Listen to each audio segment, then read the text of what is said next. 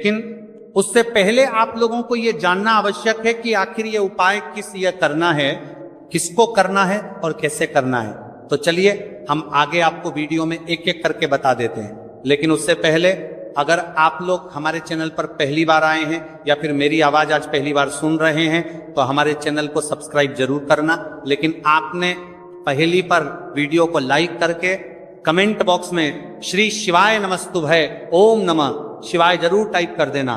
तो इस 3 तुलसी पत्ते वाला उपाय को हमें इस कार्तिक माह की चतुर्थी व्रत के दिन कैसे करना है किसको करना है, किस समय करना है और कहां पर करना है, ये सारे सवालों के जवाब आपको इस वीडियो में मिल जाएंगे।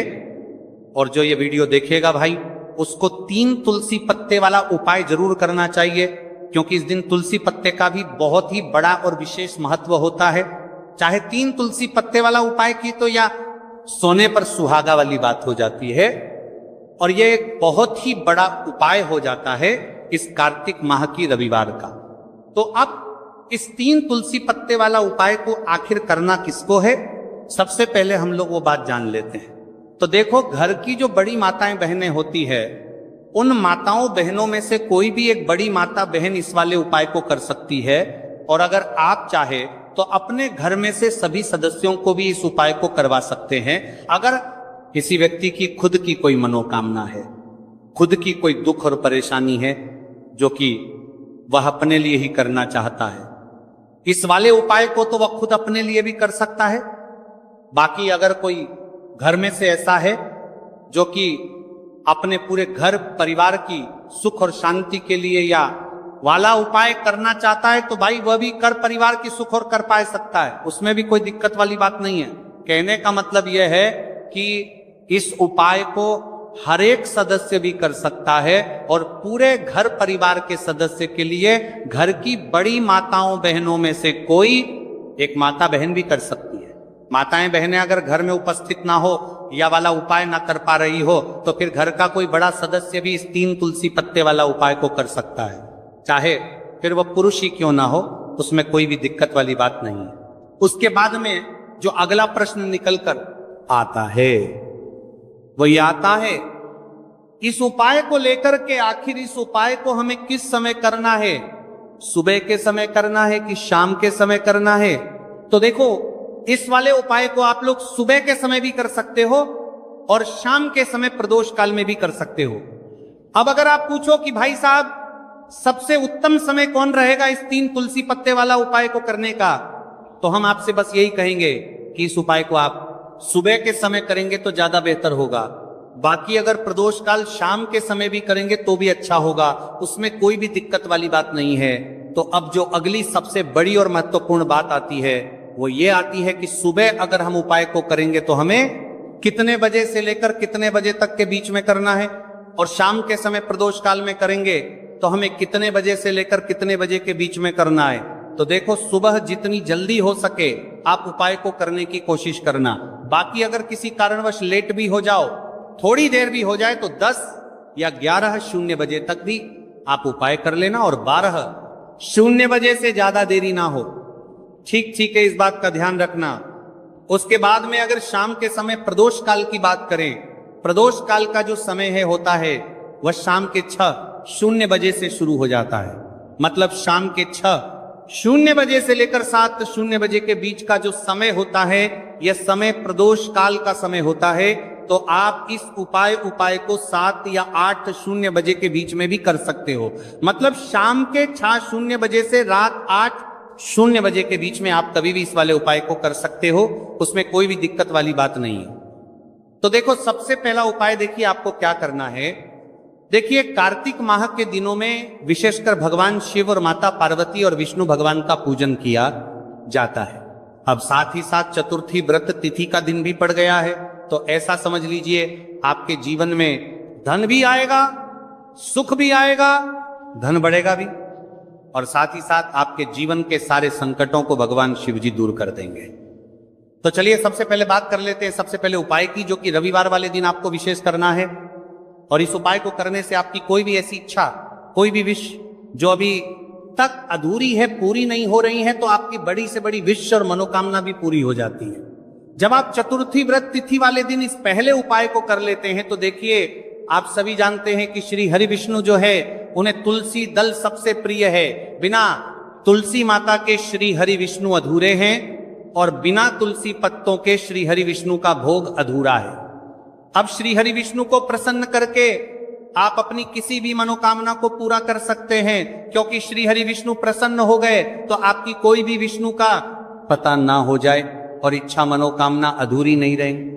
देखिए, हम सभी के घरों में माता तुलसी का पौधा अवश्य ही होता है। तो देखिए, हमें तुलसी जी के पौधे से सबसे पहले तो 3 पत्ते तोड़ने हैं। देखो, चतुर्थी व्रत वाले दिन आपको तुलसी के पत्ते नहीं तोड़ने हैं। तो देखिए, तुलसी जी के आपको 3 पत्ते तोड़ लेने हैं और इन तुलसी जी के पत्तों को तोड़ने के बाद आपको 1 चुटकी हल्दी भी अपने साथ में लेनी है। हल्दी के अंदर आपको जल मिलाकर के पेस्ट के रूप में तैयार करना है और इसी के साथ में आपको एक दीपक भी लेना होगा। दीपक आप मिट्टी का भी ले सकते हैं, आटे का भी ले सकते हैं। और इस दीपक में आपको शुद्ध घी डाल के इसमें आपको लंबी रुई की बाती का प्रयोग करना है। देखिए, आपके पास ये 3 तुलसी जी के पत्ते हैं। तो पहला जो तुलसी जी का पत्ता है उस पर आपको सबसे पहले तो जो आपने हल्दी ली है उसकी एक बिंदी लगानी है। और पहला जो तुलसी जी का पत्ता है, आपके घर में भगवान विष्णु का चाहे कोई सा भी स्वरूप हो, चाहे लड्डू गोपाल जी का स्वरूप हो, या फिर भगवान कृष्ण की आपके मंदिर में प्रतिमा हो, या फिर भगवान श्री राम की प्रतिमाएं, उनके सामने आपको पहला तुलसी जी का पत्ता अर्पित करना है।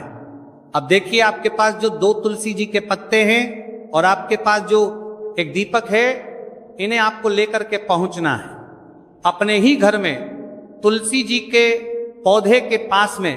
देखिए, सबसे पहले तो आपके पास जो 2 तुलसी जी के पत्ते हैं,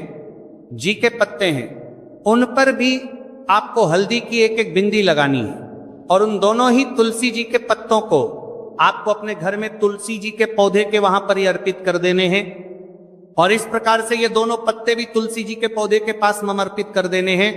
और इस प्रकार से करने के बाद अंत में जो आपके पास एक लंबी बाती का दीपक है, इसे आपको तुलसी जी के पौधे के पास में ही प्रज्वलित कर देना है। जो भी व्यक्ति अपने ही घर पर इस प्रकार से तुलसी जी के 3 पत्तों का ये उपाय कर लेता है तो उसका परिवार हमेशा खुश रहता है, उसके परिवार में कभी भी कोई भी संकट उत्पन्न नहीं होता है। और यदि आपके घर में जो भी ग्रह क्लेश है वो भी समाप्त होते हैं। तो इस प्रकार से यह सुंदर सा उपाय करना है। अब बात करते हैं अगले उपाय की। देखो, यदि आपके जीवन में आर्थिक संकट बहुत अधिक हो रहे हैं, धन की समस्या लगातार जीवन में बनी हुई है, 1 रुपयों को प्राप्त करने के लिए आपको बहुत अधिक मेहनत कर रहे हैं, तो आज रात्रि में सोने से पहले आपको कोई एक चमत्कारी दीपक का उपाय अवश्य करना।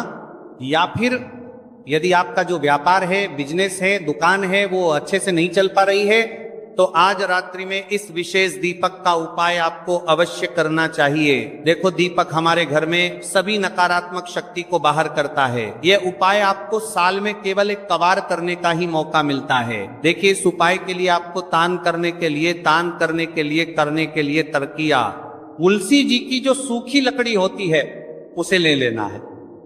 देखिए, यदि आपके पास पुरानी तुलसी जी की लकड़ी है तो उसे आप ले सकते हैं, और यदि आपके घर में तुलसी जी जो लकड़ी है वह सूखी हुई है तो उसकी लकड़ी आप तोड़कर इस्तेमाल कर सकते हैं। लेकिन आपको ध्यान रखना है कि सूर्यास्त से पहले पहले ही आपको ये जो तुलसी जी की लकड़ी है इससे अवश्य ही तोड़कर दे लेना है। तो इस उपाय के लिए आपको सबसे पहले तो एक मिट्टी का दीपक लेना होगा, चाहे तो आटे का दीपक भी ले सके, क्योंकि आटे का दीपक सभी दीपक में सर्वोत्तम माना गया है। इस दीपक के अंदर आपको शुद्ध घी का प्रयोग करना होगा और इससे दीपक के अंदर आपने जो तुलसी जी की लकड़ी ली है उसे भी रख देना है। लेकिन ये जो तुलसी जी की लकड़ी है इसमें आपको चारों तरफ अच्छे से घी लगा लेना है। देखिए, गुरुजी ने बताया है कि जो तुलसी जी की लकड़ी है, यदि आप उपाय करते हैं और बहुत ही शीघ्रता से जल जाती है, तो इसके लिए आपको एक कार्य करना है। आपको थोड़ी सी रुई ले लेनी है और उस रुई को आपने जो तुलसी जी की लकड़ी ली है उस पर अच्छे से चारों तरफ लपेट देनी है। तुलसी जी की लकड़ी के ऊपर रुई लपेटने के बाद इसे आपको पूरा घी के अंदर डुबो लेना है। अब इसे आपको बाती से बर्तन की आग के बीच में कार्य की पर देना है के रूप में प्रयोग करना है। अब इसे आपको प्रयोग करना है। अब इसे आपको बर्तन की बात 3 के बाद दीपक को आपको प्रज्वलित कहां करना है? तो इस दीपक को आपको